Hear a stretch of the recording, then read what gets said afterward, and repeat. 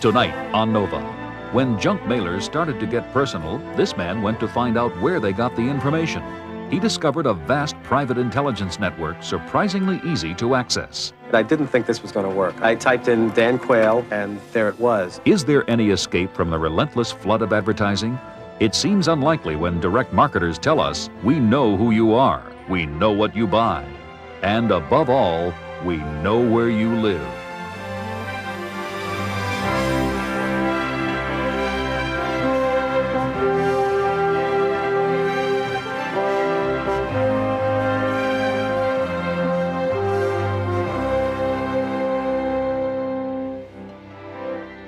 Funding for NOVA is provided by the Johnson & Johnson family of companies, supplying healthcare products worldwide.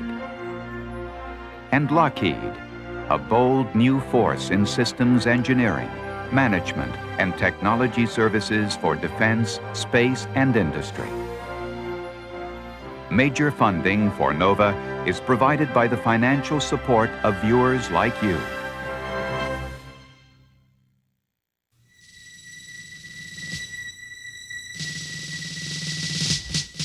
Last year, the U.S. Postal Service delivered on average 1,000 items to every household in the United States. Half of this is made up of third-class bulk rate items.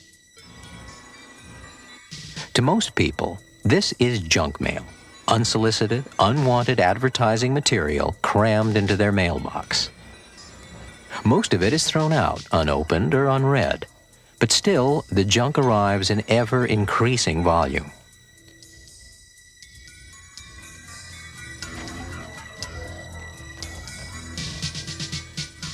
Like many Americans, writer Eric Larson wondered why.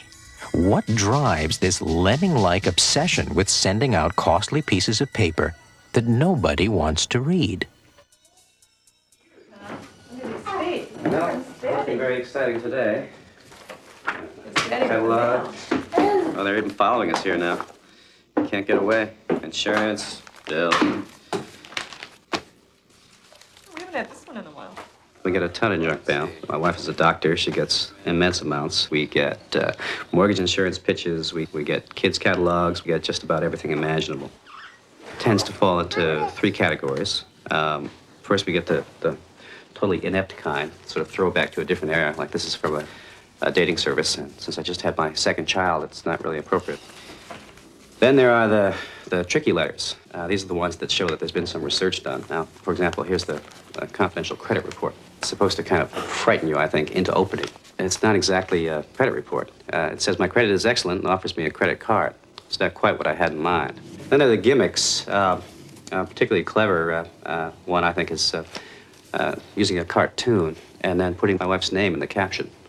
You're my press agent. You tell me why Christine Gleason is in People and I'm not.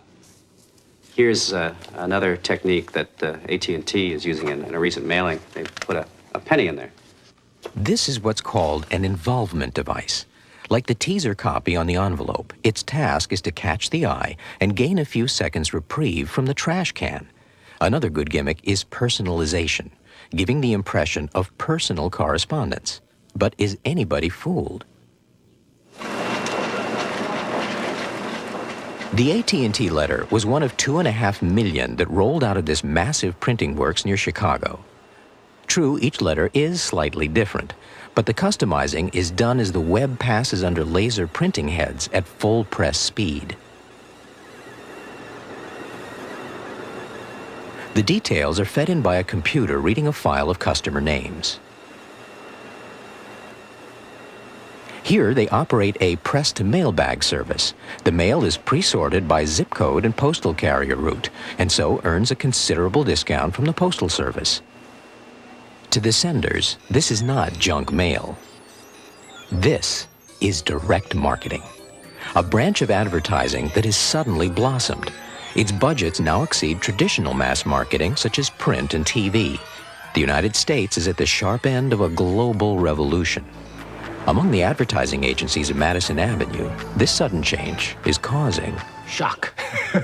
It has sent a shock wave around the advertising world in the US, in Europe, everywhere. Because all the assumptions of the past are breaking down. The marketplace has just changed. There are problems out there, big problems for marketers. It's now a demassified marketplace. It's splintered into little pieces and niches, so that we have 9 different kinds of Coke out there, and we have over 200 kinds of breakfast cereal fighting for space on the shelves out there. We've got the clutter, my God, thousands of messages a day aimed at that consumer. And how do I get my message through? How do I support a brand that's just for a small little part of the market and not for everybody? The answer came with the new technology of the computer. The computer is the solution. The computer is also cheap. The power to process databases of millions of consumer names is now within every marketer's reach. The economics are simple. Look at it this way. You go on television, which is the mass medium. It costs you $7 1,000 to reach 1,000 people. Now, maybe only 1 out of 10 are really a potential buyer of your product. So that's 10 times $7. That makes $70 1,000. But you need like 5 impressions out there before they get the message. Now we're up to $350 1,000. More or less what it costs you to send a single mailing into the home.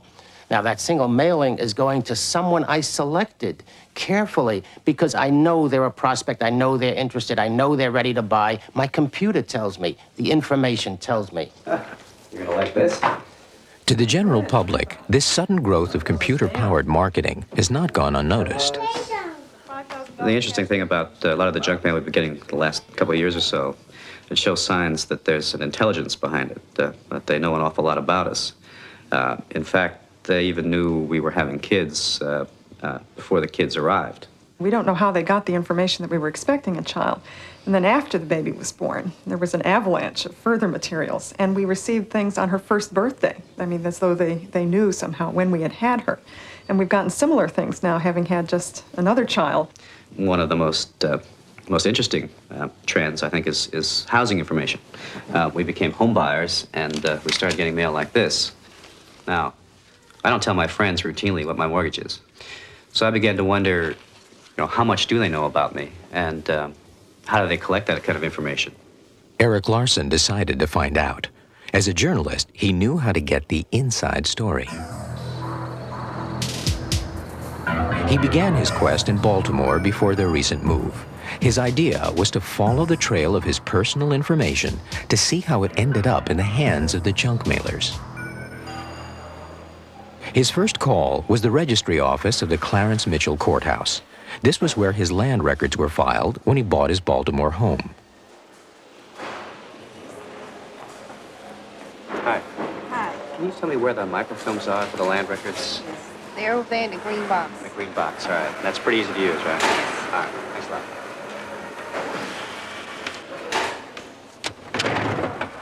Public records like these are archived on microfilm and kept on open access.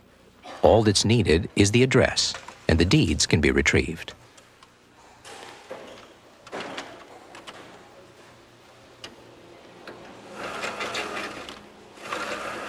Within minutes, Larson had the details on screen. When he bought his house and what he paid. His mortgage records were all there too. And so were everyone else's. Here's where you could come to snoop on the neighbors. But Larson was not alone in the courthouse that day. Someone else was taking a keen interest in other people's records.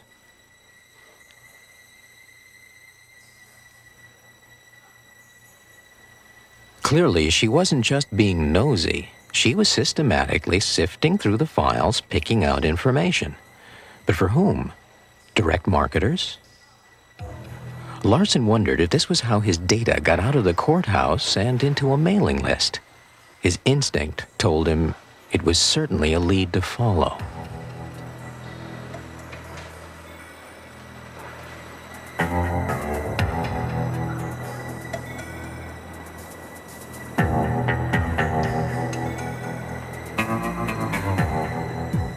It turned out that the woman was an agent for the Lusk Company, an outfit that trades real estate facts and figures. Her boss agreed to meet Larson later that day.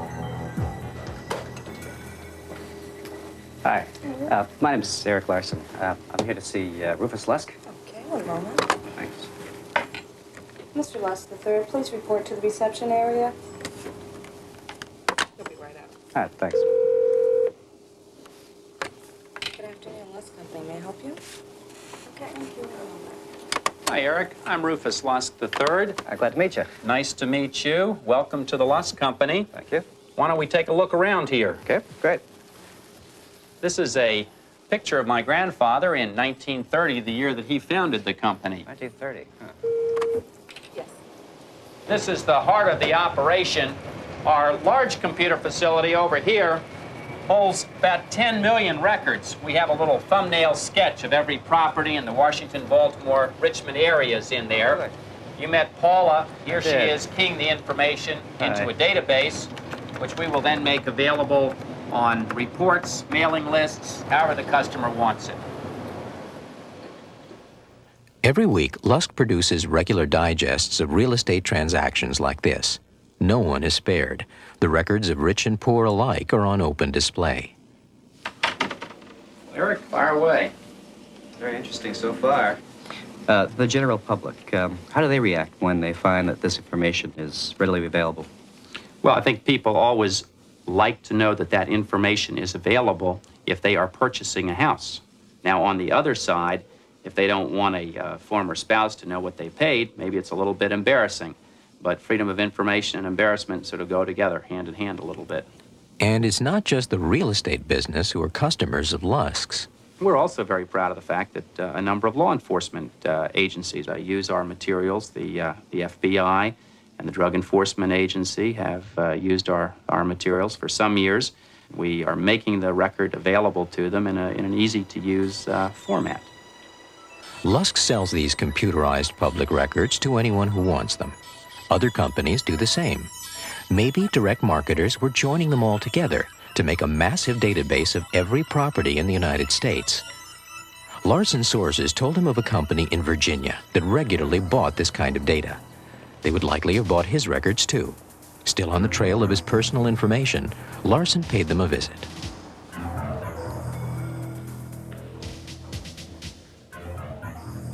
In the Art Deco halls of this former torpedo factory, the Claritas Corporation provides a targeting service for the direct marketing business. If advertisers have a message to send, here's where they can find people to send it to. Hi, Eric, welcome. Morning. Let's go down the hall. And Their see what we system got. is called geodemographics. A man called Mark Capaldini agreed to show Larson how it worked.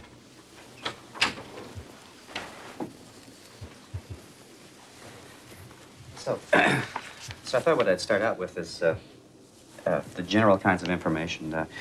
What kinds of information do direct marketers use to target people like me, or me specifically? Well, essentially, there are two types of information. There's public information and private information. Start with the public first. The first source would be individual records, things like real estate transactions that are typically recorded at a courthouse, who bought a property, how much they paid for it, and so forth. Another would be driver's licenses. In most of the states will sell basic data in their driver's license file to commercial firms. So it's available publicly through these firms. And then finally, there's the mother lode of demographic data, which is the U.S. Census itself. An enormous amount of data, very detailed and broken down into some very small neighborhood units. Claritas has taken the whole United States and divided it first into zip codes and then into census tracts and block groups. The U.S. Census releases demographic details about block groups, the average property type, average family size, and so on. Claritas then overlays information from public records on individuals who live in each area. They then start to build a snapshot of the typical resident based on their ages, the cars they drive, what they paid for their homes, the mortgages they hold. But this is only the beginning. Well, there is an explosion of private data resources available now. That's because there's a huge marketplace in exchanging lists.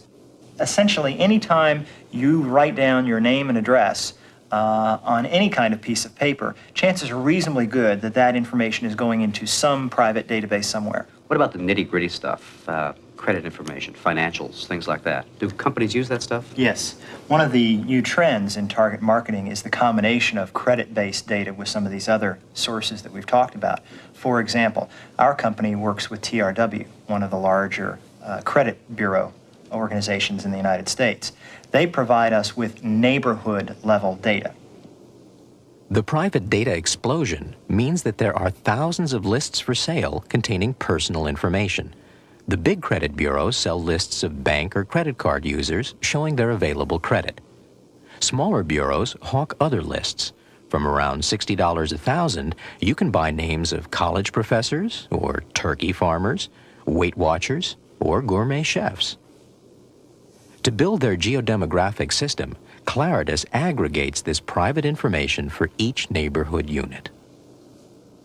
We look at about 40 different variables, things like density, age, distributions, presence or absence of children, affluence, education, occupation.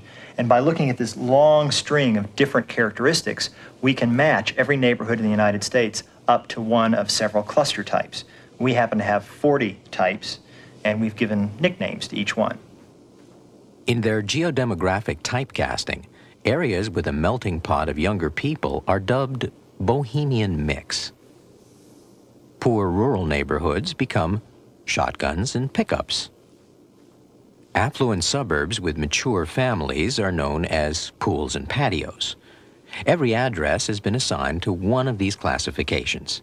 To the direct marketer, each person takes on the identity of their cluster type. I'm going to be moving to San Francisco soon. What's to become of me? We have all this data in the computer. Let's take a look. It's right over here.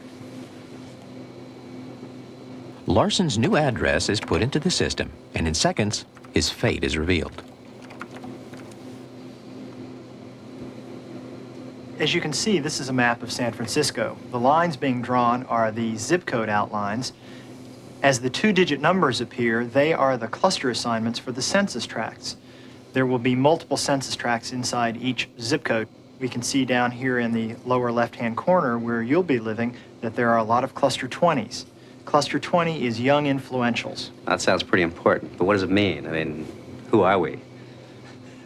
Cluster 20, young influentials, is the closest thing we have to the stereotypical yuppie. It's probably best described as a 30-something childbearing neighborhood. These folks may still be in townhouses or row houses. They may not have yet graduated to the detached single-family home, but they're definitely starting to have children, and they're making the transition from a couple-oriented lifestyle to a family-oriented lifestyle. This was not what Eric wanted to hear. A computer had scavenged his personal data and produced an uncannily accurate picture of the Larson home. How are direct marketers going to use this? Does this mean we're going to get more junk mail? Well, you're likely to get a lot of mail for certain types of products that these neighborhoods are known to consume in high quantities. You're much more likely to be buying products related to children. Direct marketers use this program to highlight areas containing typical consumers of their products. Sure enough, the Larson family is right in a hot zone for buying children's clothing. When he reached San Francisco, Eric Larson saw it with new eyes. No longer an amorphous sea of faceless individuals, it was now a carefully plotted matrix of clusters. Below him was the young influentials set that he had now joined. To be true to type, he would need to start jogging and feed his kids yogurt and whole wheat bread. From here, upward mobility is more a sideways shift to a money and brains neighborhood. Middle age could see him relaxing with his pools and patios neighbors, reminiscing with pride on his climb from young suburbia and bohemian mix.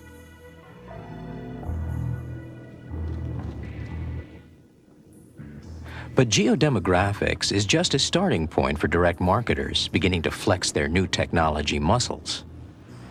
Theirs is a determinist view of the world. All consumer behavior is predictable if one has access to enough of the factors associated with each decision to buy. Hi. I need one of these. What you need? Yeah. Okay. Your last four digits of your phone number? 0109. 0109. And your last name, sir? Larson. Mr. Eric Larson? Mm-hmm. Oh, we have you in here. Number 3. Oh. There you are. In recent years, direct marketers have quietly built themselves a formidable infrastructure on which to base their new enterprise. Even the most mundane transaction now seems to involve the computerized gathering of data. Direct marketers depend heavily upon data. In fact, the more data, the better they're able to function. Might even be able to describe data as the fuel that direct marketers run on. To learn what to do with all the data they've collected, marketers now go to college. At Northwestern University near Chicago, there is a graduate program in direct marketing. Here, Professor Block teaches students how to divide consumers into different categories so they can target those most likely to respond. Good morning. Today we're going to talk about market segmentation. There are 3 kinds of segmentation variables, or families of segmentation variables. The first are demographics and geographics. Over the years, marketers have gathered 3 types of information on people: demographic, psychographic, and purchase behavior. Combinations of these variables can be used to target consumers. Computerized statistical modeling now makes this easy. One technique is cluster analysis. We can show what cluster analysis looks like graphically. Let's take a couple of variables. And these can be almost any of the variables we've talked about. We can now represent individuals as dots in this 2-dimensional space, where this individual would have this much of this variable and this much of this variable. Let's now put in lots of people, lots of dots. And we can even put in some down here. Now, the idea of cluster analysis would be that we have 2 groups of similar dots. And we could kind of But in practice, only certain variables will produce such clear-cut groups. The trick is to find which ones. Consumers are a complex bunch, and the best predictors are not always obvious. We did do an analysis of spaghetti sauce purchases over a year and a half, and the only thing we found that predicted was, which tells you a little bit about the nature of the predictors, is that ragu purchasers were more likely to own dogs, and Prego purchasers were more likely to own cats. We refer to this as our furball theory of consumer behavior. But outside of the animal ownership, the prior purchase behavior completely swamps any other variable.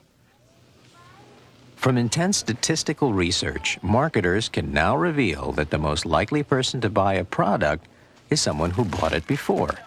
That's why purchase information is so highly prized. One of the reasons why techniques of direct marketing have been able to expand into areas that have traditionally been not thought of in direct marketing terms is the recent availability of this kind of data. For example, the supermarket. All of those purchases that are scanned, product by product, purchase by purchase, are all now finding their way into direct marketing databases. Enterprising companies have made it their business to collect this type of data.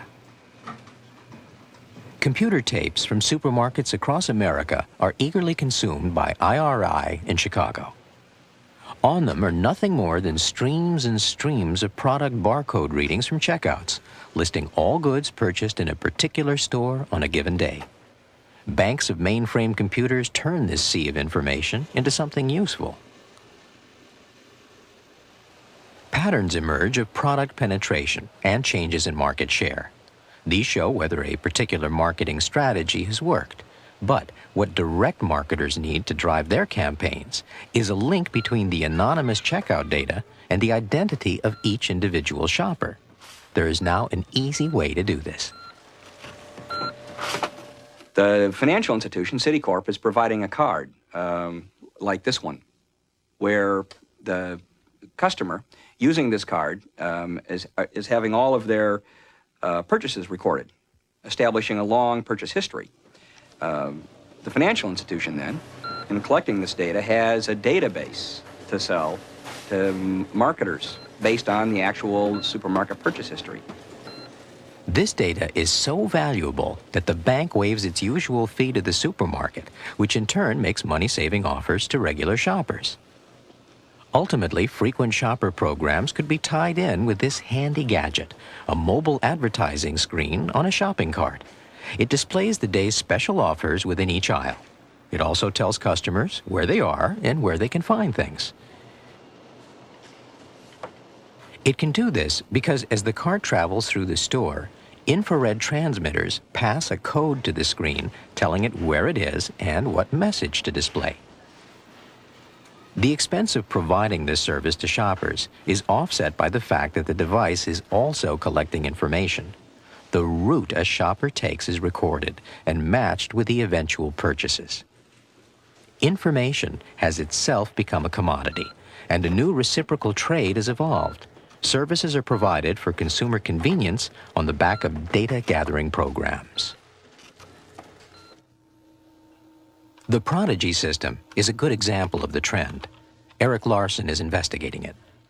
It's an online system linking home PCs by modem to a host mainframe. Graphic screens offer users information and home shopping services. You can even buy your groceries with your computer. The trade-off is that the system carries advertisements at the bottom of the screen.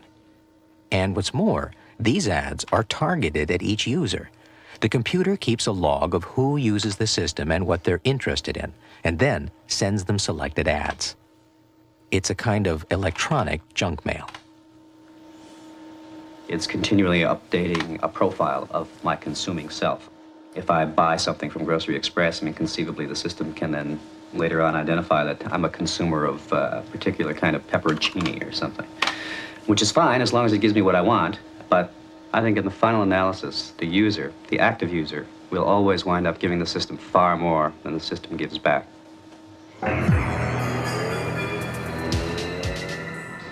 Wherever we go in the modern world, it seems we're leaving a trail of data that others can easily follow. The power to gather and link all this data together could easily be the power of social control. Suddenly, this begins to take on a more sinister overtone. Whatever became of Big Brother? Well, we've already moved beyond the Orwellian notion of one centralized data bank. We may have been worried about that 30 years ago, but today what we're worried about is the ability of thousands, maybe even millions of computers around the country that contain information on most people, from the time that they're born until they die.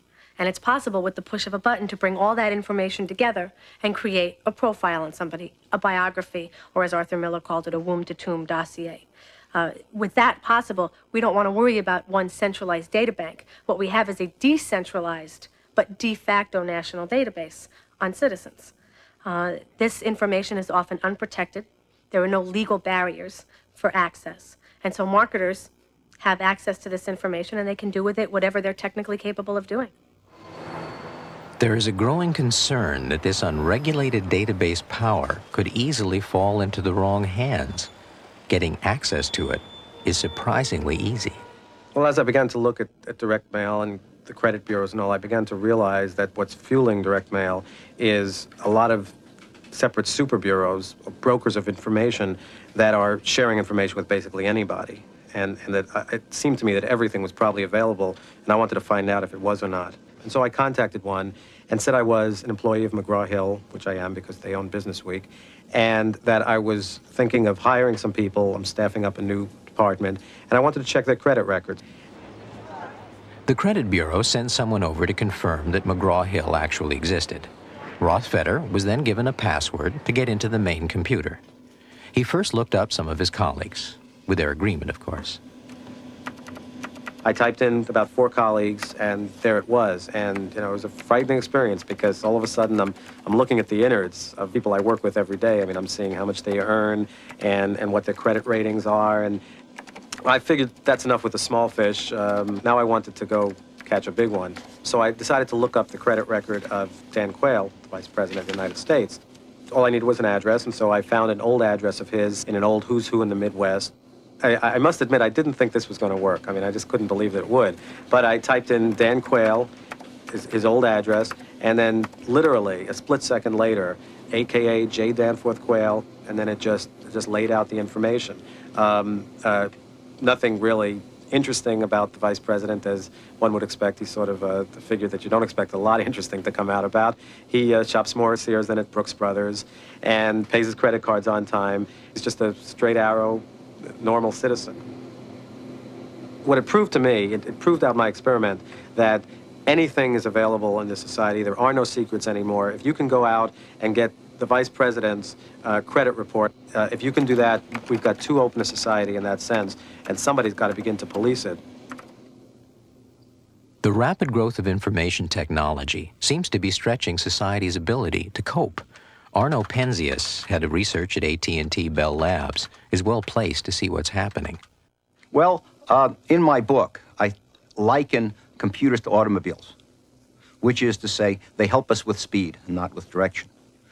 Whenever we go through an increase in power, we have to also introduce some driver training. The power that technology gives us is a power over our environment, but it's power to get someplace fast and also power to run into a tree. You know, if you're in a car and you're lost, if you go faster, you don't get home more quickly, you just get lost over a wider area. We can't easily turn the power off. We can't turn the clock back. The Luddite's lost. So power is coming, we just have to use it wisely. So it's this question of adding driver training rather than banning automobiles, which is what we're going to have to do. Direct marketers are worried that this driver training may be forced on them by law. The Direct Marketing Association is lobbying hard on behalf of its industry members. It held a conference recently in Washington and invited the president's special advisor on consumer affairs to tell him what they were doing wrong. Dr. Bonnie Guiton began gently. Very important to us. Let me start, however, with a note of empathy. I recognize that it's really got to be tough when the medium you live and die by is most commonly referred to as junk mail by consumers and regulators alike. And the truth is that the potential exists right now for consumers to be stripped of virtually all of their individual privacy. Now, granted, it's only the potential. Direct marketers certainly aren't in the business of developing detailed personal profiles on millions of individual consumers, but the fear of this potential generates is very real. And as Ellen Gilmore of Ford Motor... When direct marketers quip, "We know more about you than your mother," they can hardly be surprised at the reaction they provoke. People resent it when information technology makes it difficult for them to remain anonymous when they choose. Call 1-800-THE-FOOL!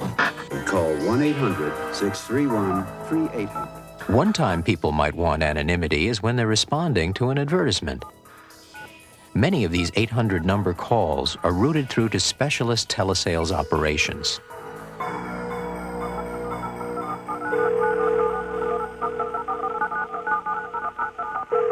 There's one here in Ogden, Utah.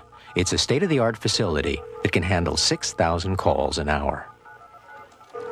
And here's the customer service number, 1-800-421-0725. So you would like to receive the product still. So the total package would be $29.90 for the Bench Buster and the VitaGuard Dider's Daily Protector Vitamins.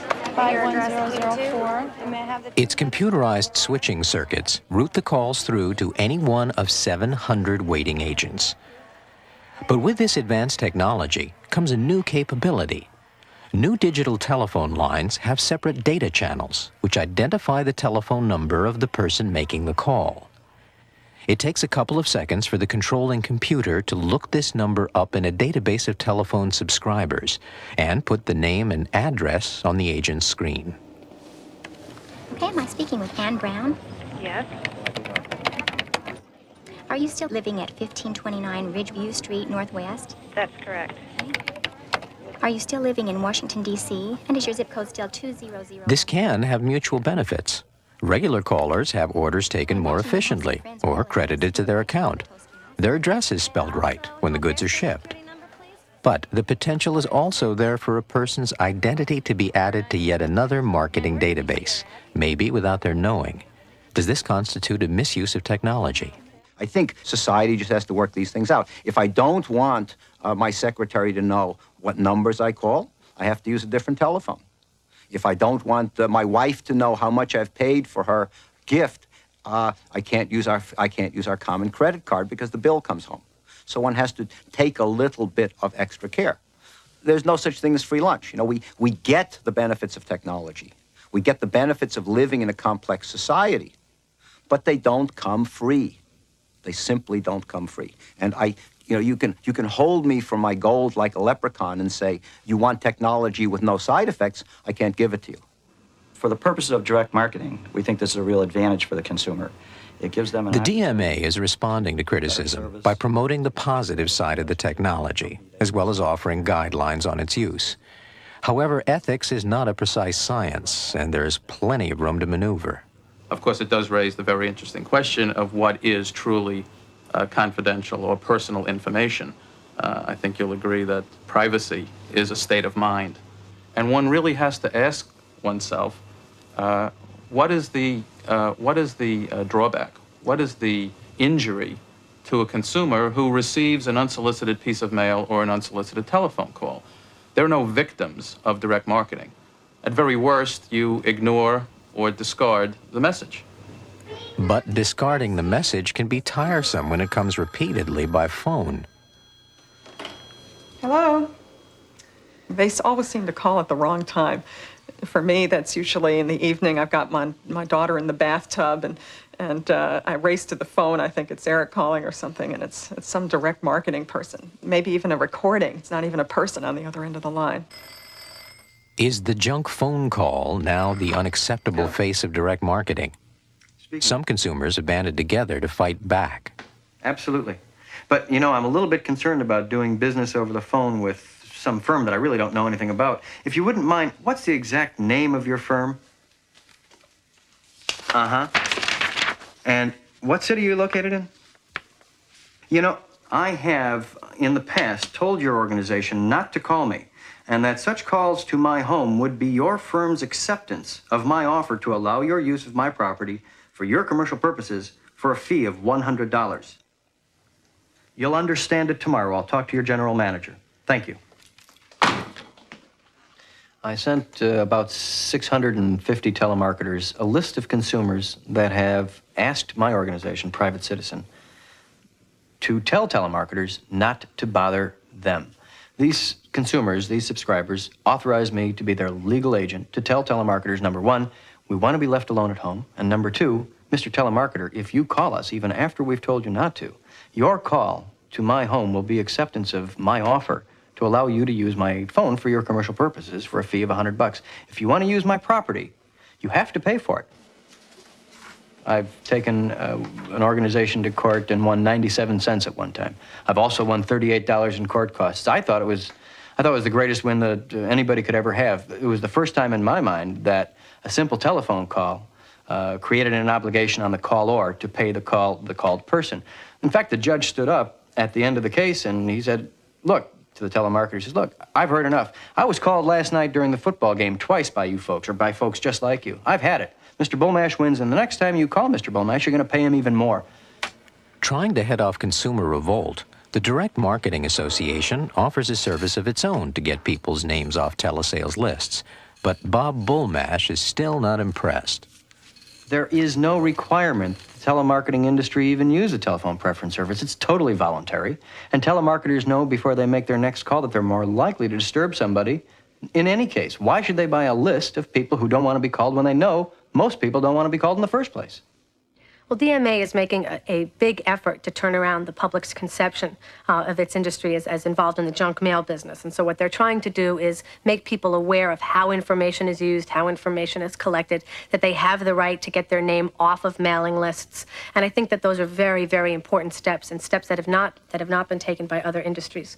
The missing piece is, of course, that they are gathering the information and using it. Where they step in is to say, let's inform consumers about how we're using the information. Our concern at the ACLU is to say, let's stop that information from even reaching the marketers.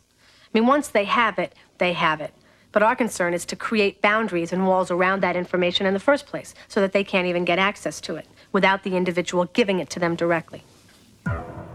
At both state and federal levels, bills to restrict the commercial transfer of personal information have been shot down by intense lobbying by the marketers. But a model for how legislation might operate can be seen abroad.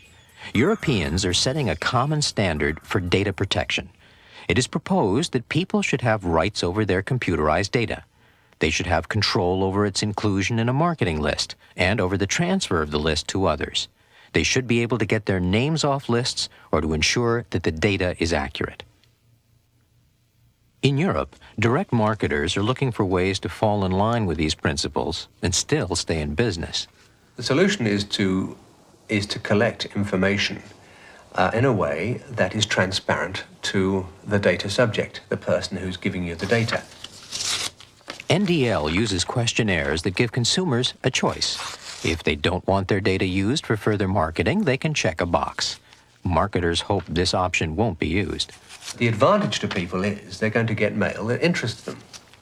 But rather like I perceive happening in the United States, if the growth of direct mail continues without continuous improvements in targeting, then people are just going to filter away the mail that they get irrelevant. They're not going to read it. More and more, they're going to be concerned about the volume of mail coming to them that is not targeted.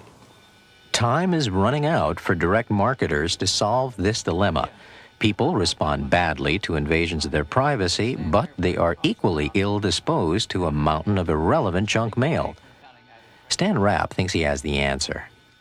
The problem is the opportunity. The opportunity now to have voluntary advertising, a very different kind of advertising where the consumer asks for the information, volunteers to say what I want, what I need. I'll show you an example. Here's an advertisement for Cheer Free. They have a card here that asks you to provide your name, your address, and answer these questions. What they send out in response to this, it is not just a sample in a box, as has usually been done in the past. It's a message. It's a wonderful message that goes on and on about this. But you asked for it. You want to know about how this product is going to answer my need. And you'll notice when I get it in the mail, it says itch, itch, and I know what this is about because I'm the person who's itchy. And of course, here it is, the sample product. This is an example of what we mean by individualized marketing, marketing to the individual. Direct relationship marketing is what we're talking about. But will it work? Will sufficient numbers of consumers volunteer to receive direct marketing? At the Ogilvy and Mather Agency in New York, they're testing this approach on a campaign to sell a $1,600 water purification plant. Hi guys, how you doing? Sorry I'm late. I was just on the phone. The crucial part is generating the initial response that can then be built on by direct marketing. They started with a couple of inserts placed in local newspapers. The one that did best was the one that made the best offer. Explain that very easily. First of all, we've used one of the most powerful words in advertising right up here, free. So we've said free demonstration videotape right in headline. We've got a really strong benefit-oriented headline. Banish sediment. This machine will do exactly what we say it's going to do. Waiting for people to show an initial interest before showering them with mail could be the way for direct marketing to put aside its junk image and affect a new gentility. But restraint is not everyone's cup of tea. Based in rural England, one man believes there is another way. Stun the reader with the creative impact of each mailing. Exciting, interesting mail will never be thrown out as junk. To see if his ideas would work in practice, Nova asked the man regarded by many as the guru of creative inspiration how he would handle the American water filter account. He responded to the challenge in his usual eccentric style. Wow, what a team! Right, thanks for getting together like this. We've got a real challenge on today, right? 2 days to crack the problem of how to sell water plant across Europe and right here in the UK by direct marketing. Chrissy and Jane and I have been... Direct marketing in Europe is growing fast, but still has a slightly down-market image. The local distributor of the water filtration system was convinced that it would never work for an expensive product like this. He couldn't sell it with direct marketing, and perhaps all he's seen is good old-fashioned junk mail. I think what he needs is a little real creativity and a lot of thought, perhaps, in list selection and database and the kind of overlays we can do. Anybody got any ideas of how we can start making some of these lists work? There are occasional ecological disasters. Warming immediately to the task, Robertson's youthful team looked for ways to make an impression on consumers. In other words, when a disaster happens, we hit the press with an ad about purity of water. What about, come on, more about families. Think about families. What about mums? Do mums... Babies! Are you pregnant again? Yes! babies, right. Emotive. I mean, we could use this emotive mother and child thing on TV, a great piece to camera by a mother, concerned mother. We have a report here from the Friends of the Earth which says that 80% of sewage treatment works should now be in breach of the law. So it's important that we remember that it's about sewage treatment which controls the purity of the water. And purity of the water leads us on to the geography, because it will vary area by area across the country. In any branch of advertising, it's not what you say, but how you say it that gets the best results. Their next proposal was to use a novel combination of media to heighten awareness of water pollution. We could mail people a magic looking glass. They could be told to watch Channel 4 at 8 o'clock in the morning to watch the TV commercial and discover the collected impurities in their water. And in fact, when you hold this over, in fact, words would appear. So you could have arsenic, asbestos, all the nasties in words suddenly appearing and phone in. And that way we would generate loads and loads of leads, which would help, and by judicious questioning, we'd help find out precisely the kind of people who are interested in this. So there's a TV campaign to work up, several TV campaigns to make up. What about attention grabbers? Dead fish. Dead fish, brilliant. Jumping out the bath, maybe. Yeah, out the bath. Cut a piece of litmus paper out of, in the shape of a dead fish. Well, the dead fish's tongue. Yep, a dead fish's tongue hanging out. Elaborate mailings like this may be exciting, but they are also expensive to produce. To be cost-effective, they could only be sent to highly selected households. Graham Robertson and account executive Chrissy Saunders went to pick the brains of their resident database expert, John Ozimek, to help them target the campaign. At this stage, they would have to guess what sort of people would be the most likely prospects and look for mailing lists that match. Right. What you've got here in terms of lifestyle. Right. Start with some lifestyle lists. There's from NDL, from Behaviour Bank, and from ICD.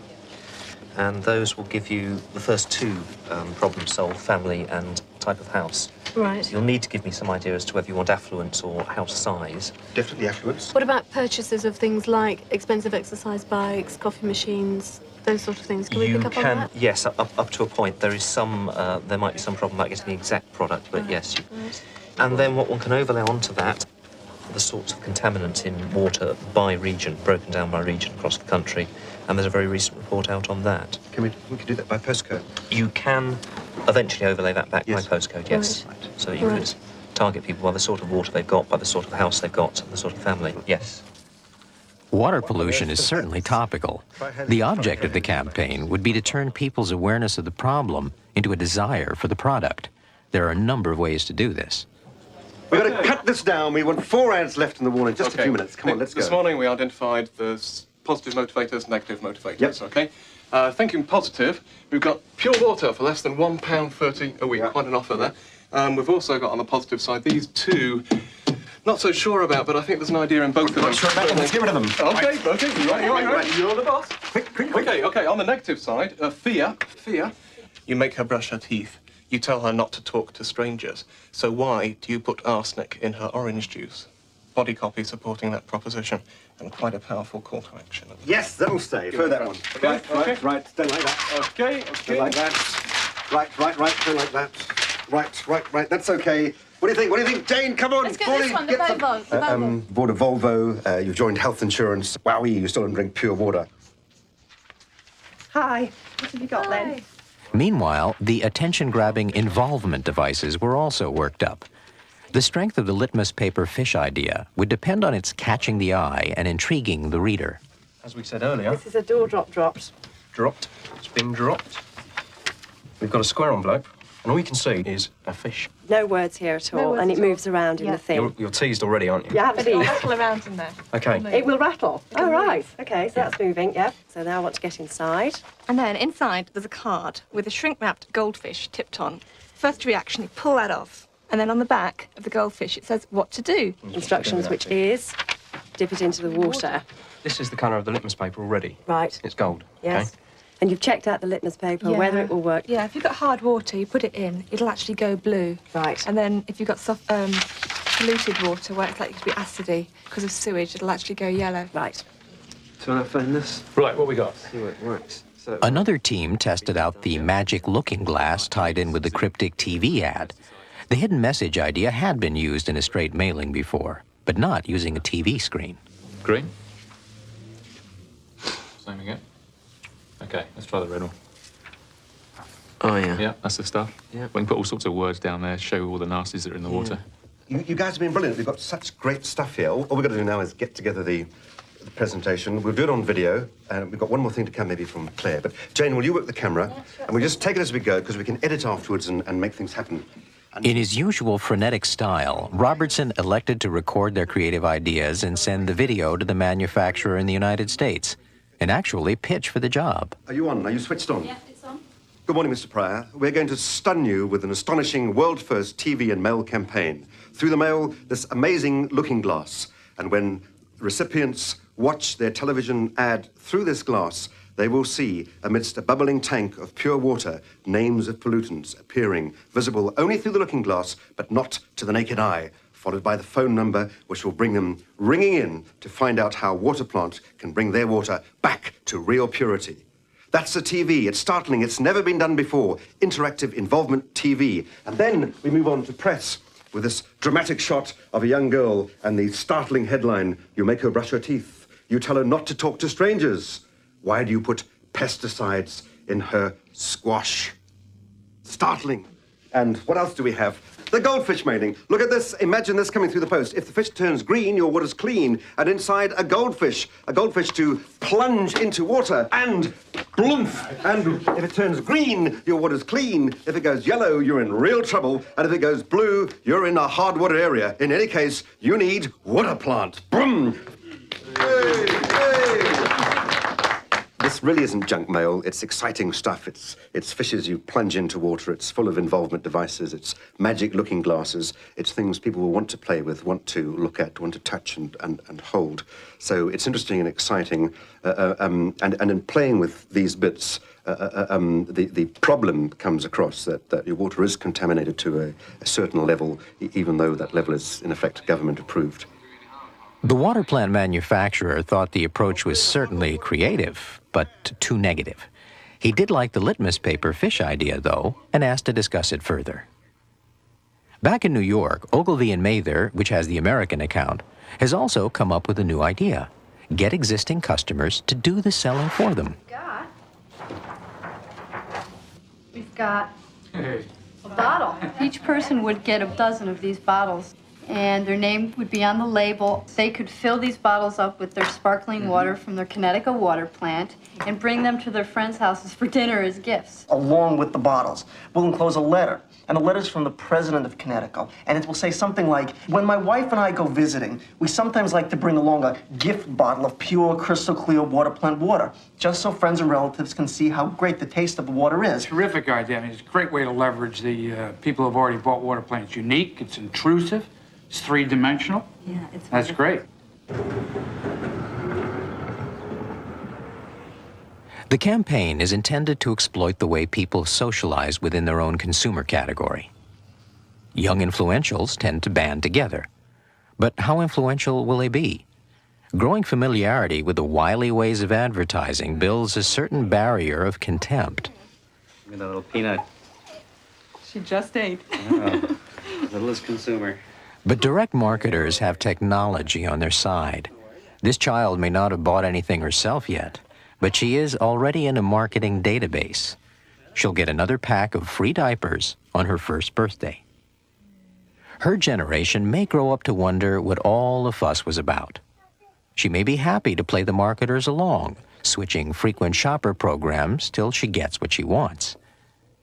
And direct marketing will have to evolve to serve this more discerning consumer. The current clutter of junk mail is alienating people and making the medium less effective. Unsolicited telephone calls provoke anger and hostility. Above all, direct marketing will evolve with the communications technology that drives it. Fiber optic cable offers new ways to interact with consumers in their homes. The junk mail of today could become the digitally integrated multimedia direct marketing of the future. This is a special message for the Larson family. Your daughter, Lauren, will be 5 years old on April 2nd, 1995. In this time, she may have drunk 350 gallons of water. Wouldn't you like the water Lauren drinks to be as crystal clear and pure as can be for only 5 cents a gallon? Is this progress? Maybe. At least, as they say today, you can always discard the message.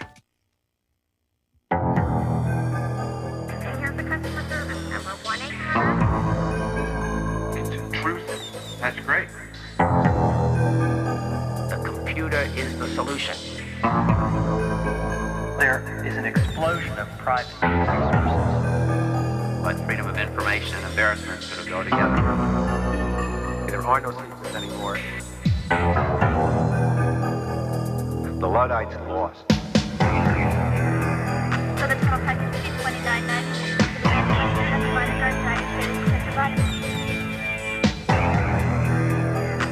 Have you in here? Does this mean we're going to get more junk mail? Data is the fuel that direct marketers want. There are no secrets anymore. Oh, we have you in here. Number 3. Oh, there you are.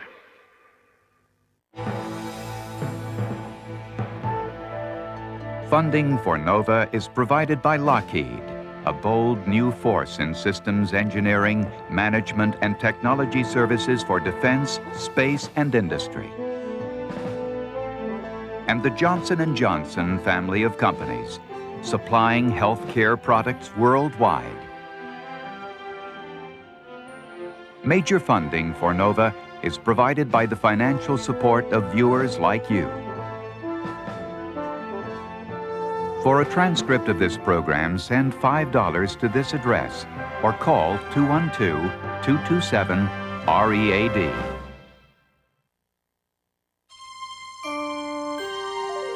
This is PBS.